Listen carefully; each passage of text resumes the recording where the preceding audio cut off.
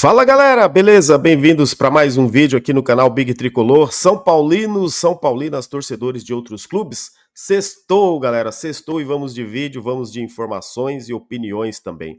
Por que, né, que o volante aí comenta aí que foi dispensado aí pelo Zubeldia, né? O Zubeldia não pediu o volante, opa, e aí o jogador acabou indo embora, a gente vai comentar isso aqui também. A situação aí do Luan também, né, galera? Essa questão aí do primeiro volante, Luan. Também vamos fazer aqui um giro da Libertadores do Campeonato Brasileiro, ok? E os jogos aí do São Paulo no mês de novembro, que quase não vai jogar aí praticamente aí no Morumbi. O São Paulo vai ficar um bom tempo aí por conta de shows também, né, galera? Da próxima rodada também do Campeonato Brasileiro a gente vai falar aqui, porque o São Paulo deve ir com um time misto. Será que vai com misto ou com reserva? O jornalista aí traz informação que de repente o Jandrei pode pintar no gol de novo aí no lugar do Rafael. A gente vai começar exatamente falando aqui dessa escalação do São Paulo, do jogo de domingo, né, depois de amanhã aí, no Campeonato Brasileiro pela segunda rodada. O São Paulo que já empatou o primeiro jogo em casa, agora o São Paulo vai jogar fora lá em Minas, né, contra o Atlético Mineiro. Eu acho que o jogo vai acontecer no Mineirão, tá? Olha só, o São Paulo deve ir, galera, com um time misto. Eu acredito que seja misto. Eu gostaria que fosse um time reserva. Inclusive, eu até publiquei aqui nas minhas redes sociais aí, esse time aqui, ó. Eu acho difícil acontecer, galera, mas não custa nada sonhar, né? Que seria assim, ó. Eu coloquei o Luciano, aí vocês vão falar, Big, Luciano, não, pelo amor. Mas eu coloquei o Luciano porque eu acho difícil ele tirar o Luciano. Então, por isso que eu coloquei o Luciano aí e eu deixei o Luciano no time. Mas então eu iria assim, de Rafael, Juan Tressoldi, Sabino, Wendel, Igor Vinícius, Marcos Antônio, Bobadilla, Luciano. Lucas Ferreira, Matheus Alves e André Silva. Que aí o André Silva, como está na frente do Rian Francisco, né? Eu tô indo assim por uma questão até de opções do Zubeldia. Se fosse minha opção mesmo, eu ia querer que jogasse aí o Rian Francisco também, o Matheus Alves, o Mike, mais oportunidade para molecada, lógico, né? Mas a gente sendo um pouquinho mais com os pés no chão, por que não colocar um pouco aí de Lucas Ferreira e Matheus Alves? O que vocês acham aí desse time aí, se caso ele vier assim? Um time reserva, tá, galera? Mas como comentei com vocês aqui, acho difícil ele jogar aí com esse time reserva. A ideia, né, do Zubeldia, inclusive, é ir com um time misto. Aí eu acho que alguns jogadores serão poupados. O próprio Rafael, olha só, o jornalista aí, o Alexander Vieira, comentou que o Jandrei deve receber oportunidades nesse jogo aí, porque o Zubeldia vai rodar o elenco, então o Jandrei deve ser o substituto do Rafael. Minha opinião, tá, galera? Eu não gosto muito desse negócio de poupar goleiro, de verdade. Acho que quanto mais o Rafael ali, obviamente, pegar, né, mais ritmo de jogo, melhor ainda.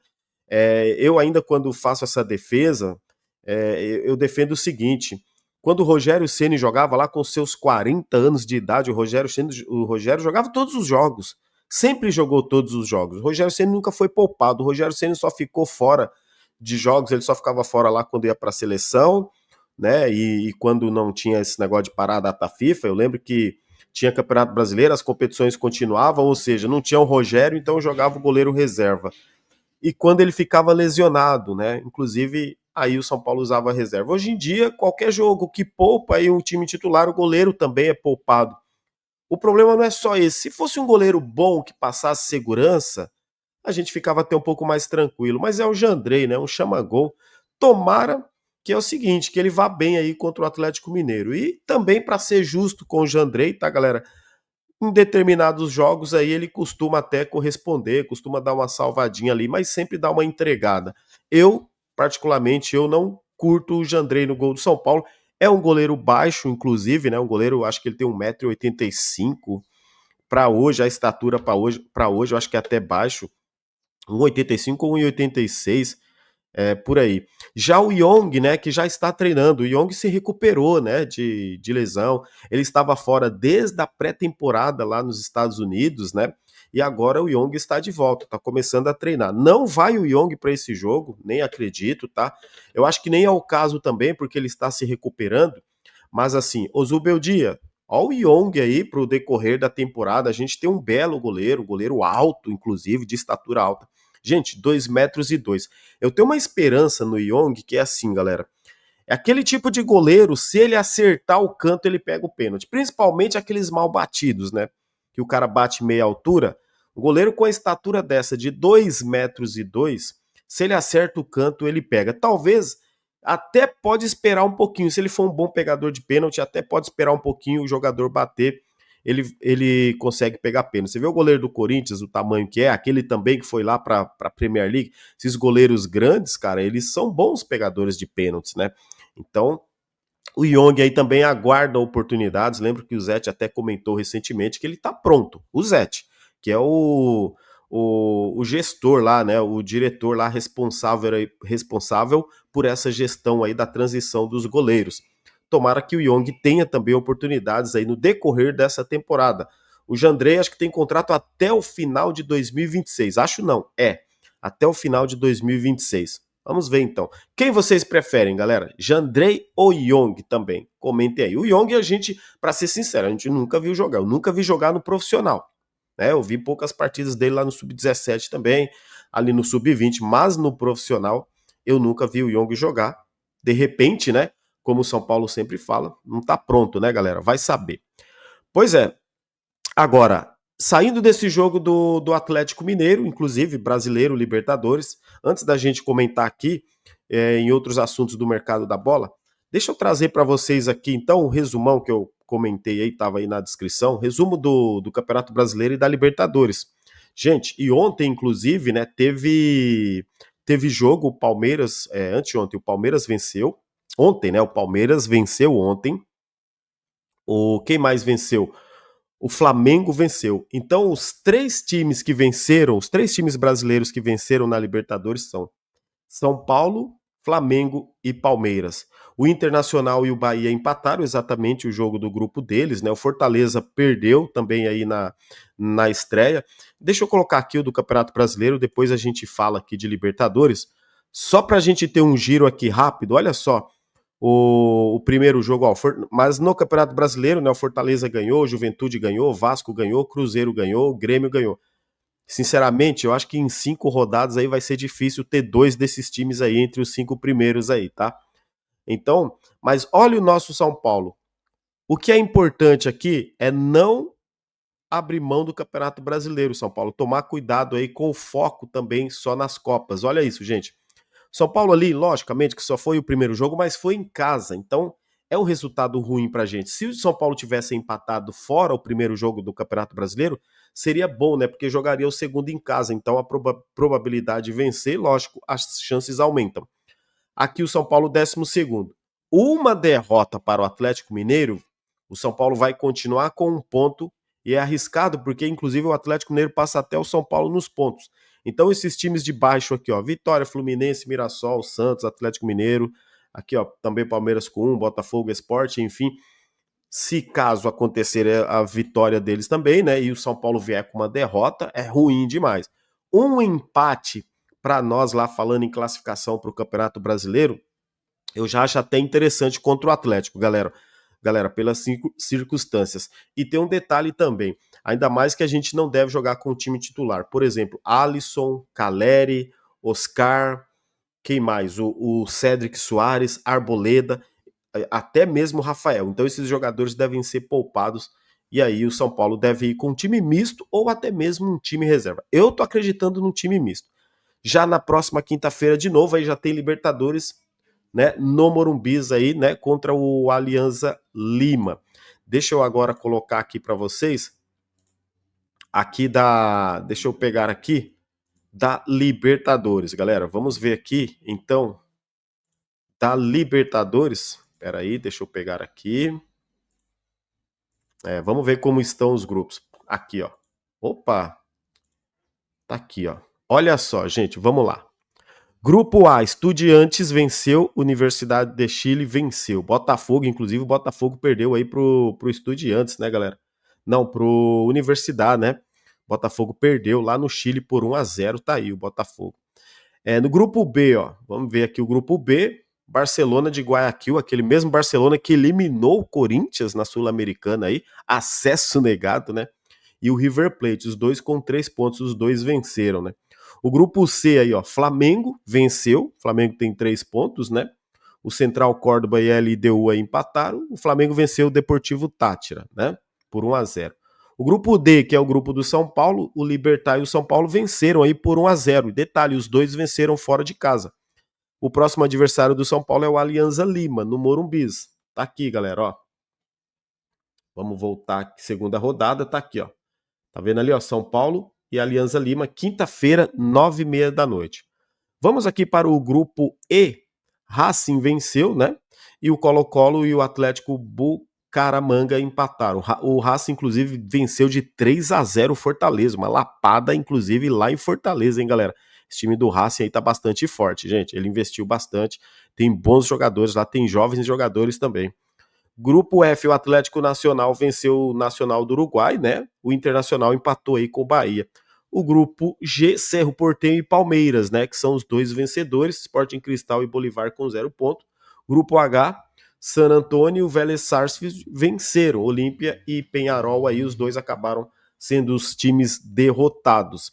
O que agora vai ser o panorama para nós aqui, para o São Paulo? Vencer o Alianza Lima, porque provavelmente o Libertad deve vencer o Tajeres, gente. O time do Libertad não é lá essas coisas, mas o Tajeres também, convenhamos, também não é lá essas coisas. Eu até acredito que o Libertad vença, o São Paulo vença. E o terceiro jogo, só um prognóstico, tá, galera? O terceiro jogo é Libertad e São Paulo. Olha isso, dia 23/4, 9h30 da noite, lá no Paraguai, que eu acredito que aí vai ser o jogo aí, decisão para quem termine a fase de grupos aí, pelo menos o primeiro turno ali na primeira colocação. Um dos dois tem tudo para chegar ali com 9 pontos. Eu acredito que seja o São Paulo. Comenta aí o que vocês acham também. Essa primeira rodada da Libertadores já encerrada. Na próxima semana, na terça-feira, quarta-feira, né? Já começa de novo aí a segunda rodada. O São Paulo joga na quinta-feira, então, 9h30 da noite. Mas antes, o São Paulo tem o duelo contra o Atlético Mineiro, domingo, às 4 da tarde, que inclusive a gente vai fazer pré-jogo aqui no canal às 2 da tarde. Compareça aí, tamo junto. Gente, vamos falar dessa situação aqui dos volantes do São Paulo um pouquinho. Porque o Santilongo, volante aí argentino, que inclusive chegou, né? Aquele primeiro volante, tinha se machucado, Alisson machucado, o Pablo Maia ano passado se machucado, o Santilongo chegou, galera. Ele tinha contrato até em agosto desse ano aqui. Só que, inclusive, ele deu uma entrevista aí pro Gabriel Sá, do Arquibancada Tricolor, lá na Argentina, no dia do jogo do São Paulo contra o Tajeres, né? Ele comentou o seguinte: ele resolveu sair porque o Zubeldia, na contratação, por exemplo, não ligou para ele, o Zubeldia não pediu a contratação dele, inclusive ele conversou com o Zubeldia sobre isso e ele não teria minutagem, ele não jogaria, ia ser difícil para ele jogar porque ele não foi um pedido do treinador. Palavras do Santilongo. Ele ainda comentou que quem fez a contratação foi o Rui Costa, inclusive para ele sair, ele conversou com o Rui Costa para voltar lá para a Argentina e houve essa liberação, tá? Já comentei aqui antes no canal também que o São Paulo tinha uma dívida também com o Belgrano lá da Argentina sobre esse empréstimo aí do Santilongo, beleza, galera? Tem vídeo aqui no canal falando disso. Mas o que levou realmente à saída dele foi a falta de oportunidades. Ele comentou quando ele chegou, estava buscando se adaptar ao futebol brasileiro, fez aquele bom jogo contra o Cruzeiro. Esse ano, na pré-temporada, ele estava um pouco mais solto, né? O jogador introvertido às vezes demora um pouco mais para se adaptar, mas o Zubeldia não usaria o jogador. Aí eu falo, o meu grande questionamento sempre é assim: poxa, traz um volante, a diretoria traz um volante, dá para o treinador que não tem opção, mas o treinador prefere improvisar jogadores, como ele fez ali já. Às vezes improvisa um zagueiro, colocou segundo volante para jogar de primeiro, e muitas vezes sobrecarrega o jogador também. Então, o meu erro, o erro do Zubeldia, no meu ponto de vista, é não dar oportunidade, às vezes, para alguns jogadores, e ele sempre dá muitas oportunidades para os mesmos jogadores também que não vem entregando muita coisa. O Santilongo, a gente viu que não era um jogador primor técnico, mas não poderia ajudar numa situação dessa, onde o São Paulo só tem um primeiro volante aí, que é o Luiz Gustavo. Aí entra a questão do Luan também, galera. O que vocês acham? Comentem aí, fica à vontade para vocês comentarem também, tá bom? É só a minha opinião aqui, trouxe informação, tô dando a minha opinião. O Luan, por exemplo, o Luan não foi inscrito na Copa do Brasil, não foi inscrito na Libertadores E também aí o Luan não foi inscrito no Campeonato Brasileiro. O Luan que foi reintegrado ao elenco, mas está treinando. Está treinando, mas não faz parte. Então não parece que realmente o treinador quer o Luan, né? O treinador vai usar, o São Paulo vai usar. Que vejo também como uma necessidade do São Paulo ter um outro volante. Hoje, tá ok, não tá precisando. Você imagina se o volante de 38 anos, Luiz Gustavo, que talento, vamos ser sinceros, não dá para se iludir com o nome. Não dá para se iludir com o Luiz Gustavo. O Luiz Gustavo hoje tem um futebol muito limitado de toquinho para trás. É um jogador lento, um jogador que não acompanha a velocidade do jogo que pede hoje. Ele não é um mau jogador, não é isso. É que eu acho que o Luiz Gustavo não acompanha o ritmo do futebol. Deixa muito a desejar. E por ele ser um jogador lento, ele dá muitas entregadas. Ele perde muitas bolas ali na cabeça de área, no meio-campo. Nesse jogo mesmo contra o Tajeres, ele também teve isso, contra o Sport. E o Luiz Gustavo não acho que vai ser um jogador que vai aguentar jogar todas as partidas por aí, viu, galera? Não sei o que vocês acham aí, mas para mim, eu acho que o Santilongo poderia sim o São Paulo continuar com ele até em agosto, manter o empréstimo dele. E acho que o Luan poderia sim, já que está aí, foi reintegrado, poderia treinar com o elenco e ter oportunidade também. Porque senão daqui a pouco o Zubeldia vai pedir um outro volante, ele vai pedir uma outra contratação.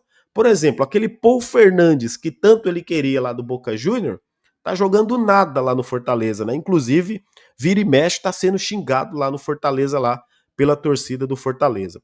Falar em torcida, olha só, gente. O torcedor do São Paulo, a torcida, pelo que a gente está acompanhando, está dividida quanto à permanência do Zubeldia. Aí eu quero saber a tua opinião, agora quero ver. Depois dessa vitória contra o Tajeres, agora muita gente diz que ele tem que continuar. Não, o Zubeldia é bom treinador, apesar dos números, mas ele é melhor que o Carpini, é melhor sei quem. O Zubeldia continua. Outros já acham, inclusive ex-boleiros, já acham que ele não vai evoluir, que o Zubeldia deveria sair, que ele só adiou a demissão dele com essa vitória aí contra o Tajeres. Que contra o Atlético Mineiro é outra coisa, a pressão começa tudo de novo, é o que muita gente da imprensa está dizendo também. É verdade, eu vi que uma parte da torcida comentar, deixa o Zubeldia mesmo, não tem treinador para trazer. Inclusive, né, falava-se da possibilidade do Renato Gaúcho. O Renato Gaúcho assinou contrato aí com o Fluminense, vai ser o treinador do Fluminense, vai ganhar lá quase 2 milhas, quase 2 milhões por mês. Então, tá aí o São Paulo, quer dizer, falava-se, né, no Renato Gaúcho. São Paulo nunca admitiu nada, interesse nenhum por Renato Gaúcho, mas era um nome falado sim pela torcida.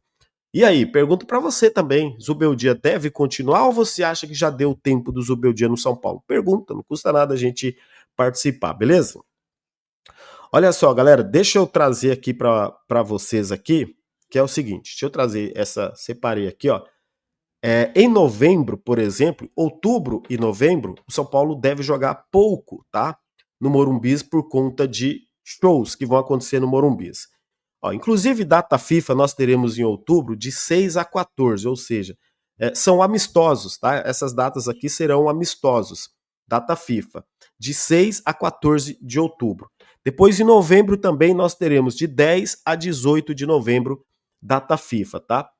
Em novembro, por exemplo, o São Paulo vai fazer 2 jogos no Morumbis apenas, que é contra o Bahia no dia 19 do 11 e depois no dia 30 do 11 contra o Flamengo, tá?